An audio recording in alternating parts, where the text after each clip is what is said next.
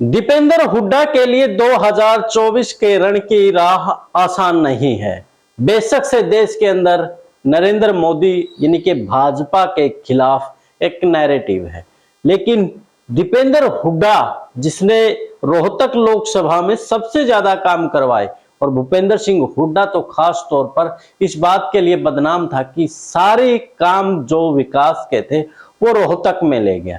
लेकिन उसके बावजूद भी 2019 के चुनाव में दीपेंद्र हुड्डा चुनाव हार जाते हैं।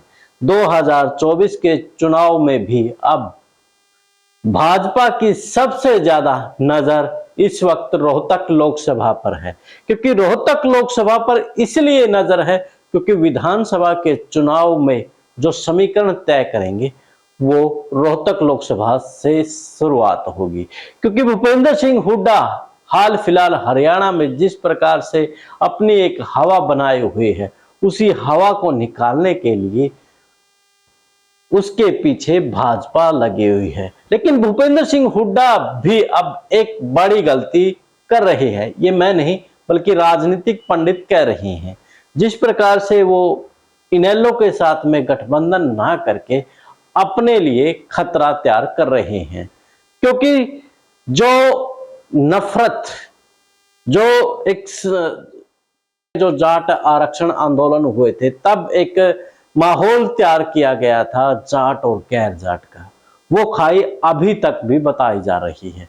खतरनाक बात है, जब रोहतक लोकसभा का एक प्रकार से विकास हुआ है तो फिर भी यानी कि वहां पर जो समीकरण है जाट बनाम गैर जाट के बताए जा रहे हैं, यानी कि 1 वर्ग बनाम 35 वर्ग बनाम।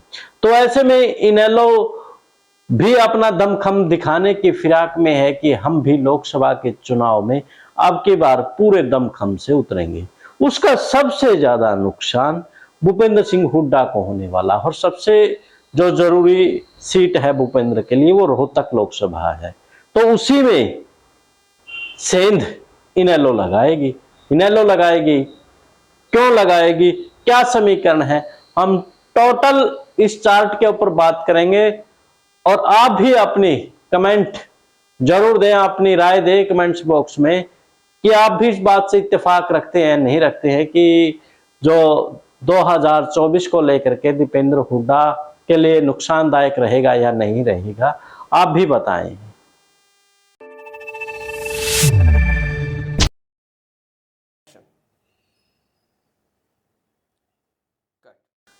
सभी को नमस्कार, राम राम। मैं कुलदीप खंडेलवाल, दा विश्व प्रेम न्यूज और हरियाणा न्यूज फ्लैश से। तो आज हम चर्चा करेंगे रोहतक लोकसभा को लेकर के। रोहतक लोकसभा में क्या कुछ हालात हैं उस पर चर्चा करेंगे, और भूपेंद्र सिंह हुड्डा के लिए रोहतक लोकसभा जीतना क्यों जरूरी है।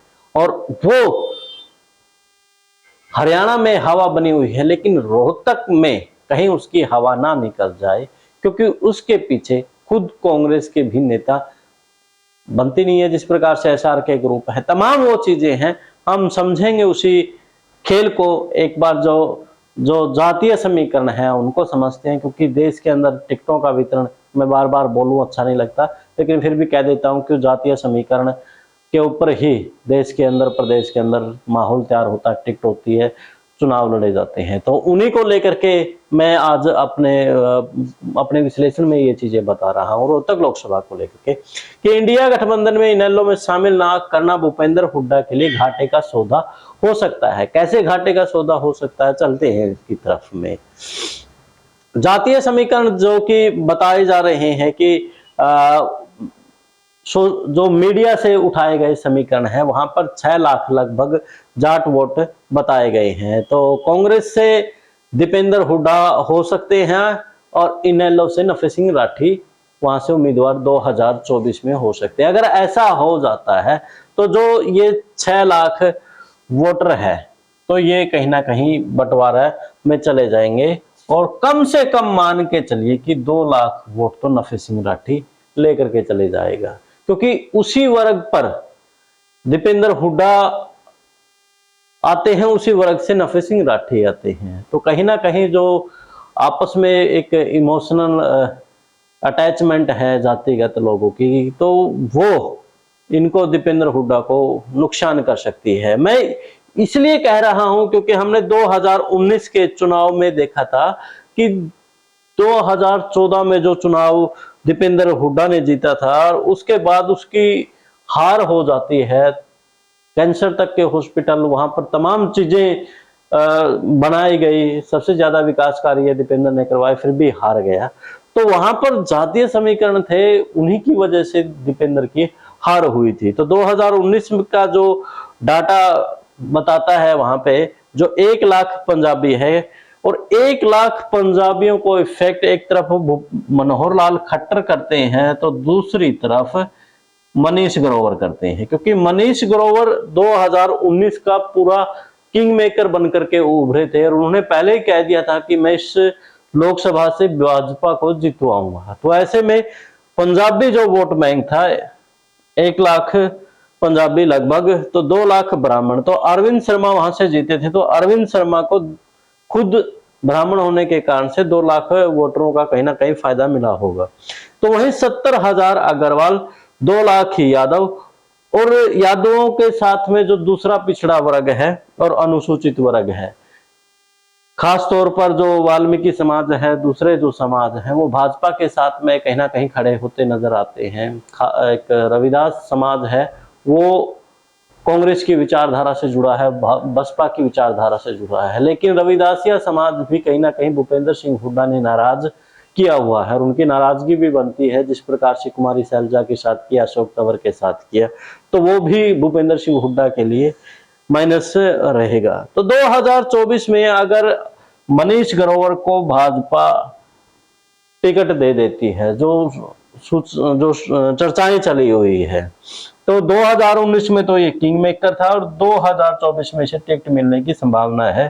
तो वही जो समीकरण है 1 लाख पंजाबी वोट बैंक, क्योंकि मनीष ग्रोवर जिस समाज से आते हैं वो पंजाबी समाज से आते हैं, तो वही जो दूसरा वोट बैंक 2019 का है वो तो साथ में रहने की संभावना रहेगी। सबसे मोटा मोटी बात यही है कि जो इनेलो का वोट बैंक है, पिछली दफा 2019 के चुनाव में जब हमें जानकारी मिली थी, हमने वहां पे भी ग्राउंड रिपोर्टिंग की थी, तब तो लोग यही कह रहे थे कि इनेलो का भी कहीं ना कहीं दीपेंद्र हुड्डा को समर्थन है।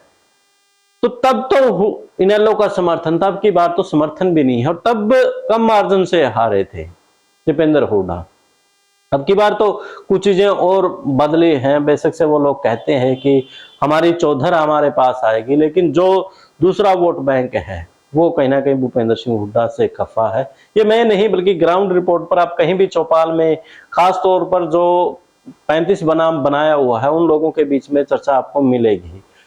कसौली चले जाइए, तमाम जो विधानसभाएं हैं वहां पर आपको ये मिल जाएगी। तो 2019 में 5,73,845 वोट अरविंद शर्मा को और दीपेंद्र हुड्डा को 5,66,342 वोटें मिली थी। तो ये जिक्र मैं पहले ही कर चुका हूं कि इनेलो का कमजोर उम्मीदवार इसलिए दिया था क्योंकि मैंने बताया था कि 2019 में कहीं ना कहीं सपोर्ट इनेलो कर रही थी, लेकिन अब की बार परिस्थितियां बदल रही है।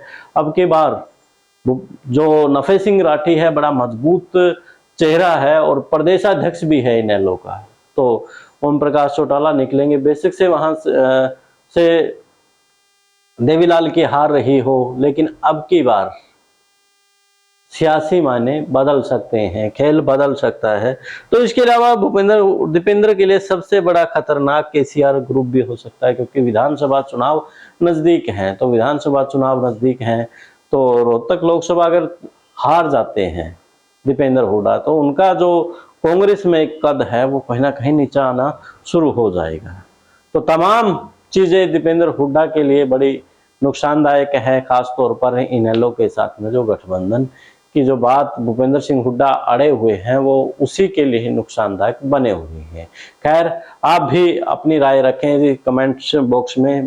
पहले मैं सवाल हमारी दे चुके हैं, तो अब दोबारा फिर दोहरा देता हूं कि दीपेंद्र हुड्डा के लिए रोहतक में अब की बार 2024 में क्या लगता है हार जीत के मायने, और इनेलो कितना नुकसान दीपेंद्र हुड्डा के लिए करने वाली है।